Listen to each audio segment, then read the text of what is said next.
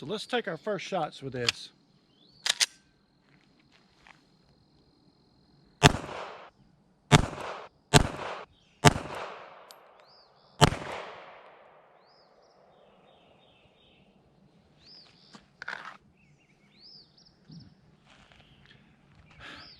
It has been a long time since I fired a gun with the ammo shortage out there. I did just pick this up, this FN509 Tactical. I really do like the firearm.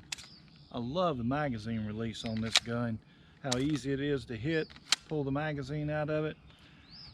I like the grip on it. I like the way it fits in my hand.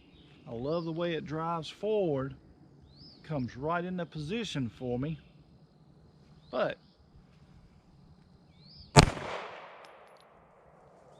I'm not being very accurate with it.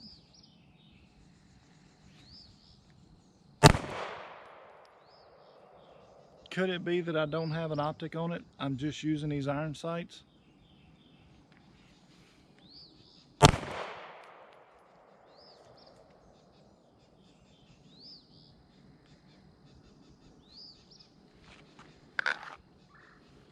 Let's do some just coming from the holster and see if we can connect with the steel down there.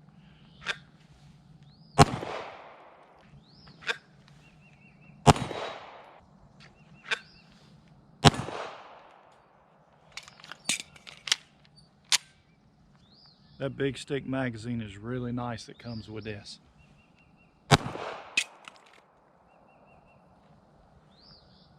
Until it falls out of the gun, that kind of sucks. So it did not reload. I don't know if that was part of this or not. Stick that in my pocket for later. 24 round big stick magazine for it.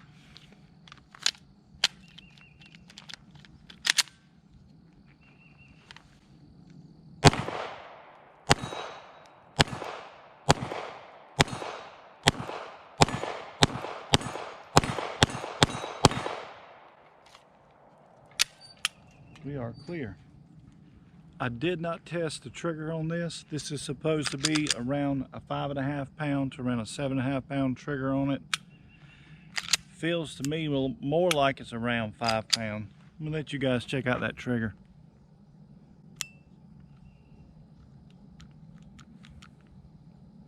So you can see there's just a little bit of take up there, and then when you pull this trigger, it does break nice and crisp. Short reset, but you can feel some creep in it right there. Not a whole lot of creep in that trigger, but just a little bit of creep in that trigger. Nice reset, nice break on it. This is the factory trigger that comes on this gun. Not a bad trigger at all. Love the magazine release on this thing. Look how big that magazine release is.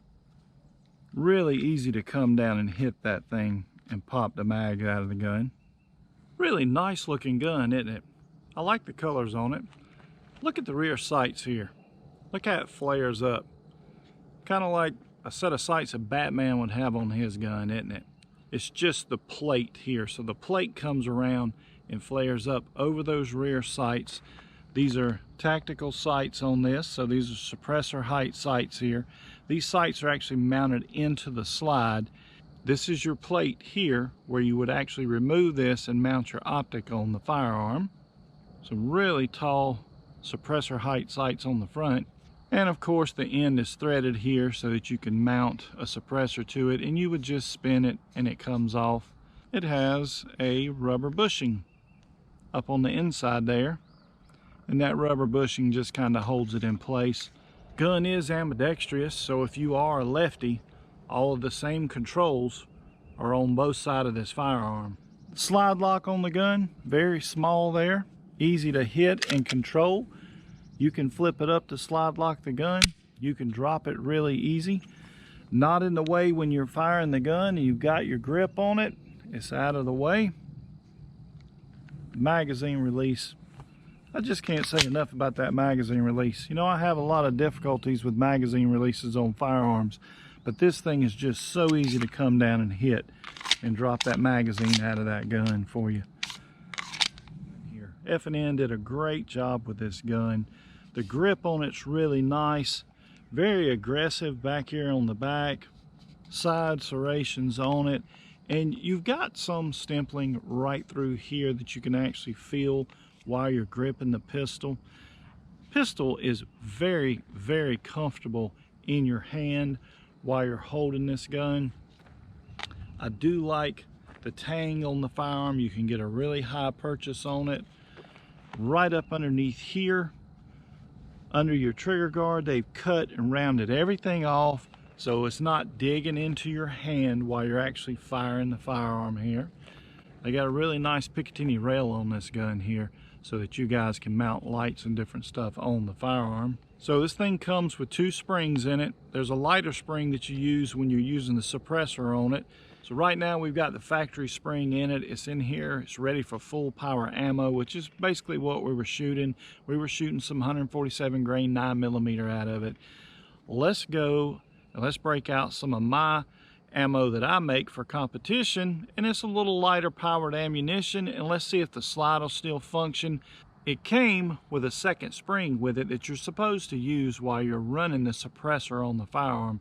Let's see if that does, if that'll work also with the lighter ammo that I made. So okay, this is some of my ammo I make here. It's about 130 on the power factor here, and let's just see if this factory spring is going to run this thing real quick.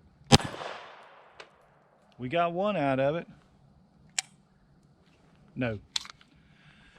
It did not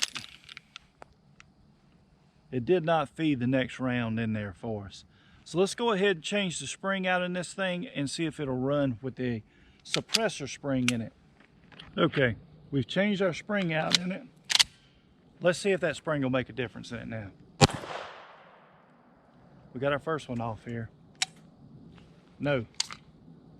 It did not. So it's not ejecting the brass out of it.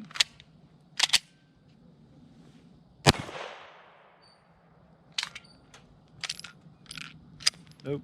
So neither spring that come with the firearm is not going to run this lighter ammo that I made here. I run this in my X5. I have a 12-pound spring in it that I run this with, and it's not pushing the slide back, and it's not ejecting the casings out of it. So we're going to have to make it a little bit stronger and try to see what recipe we can get to run in this gun.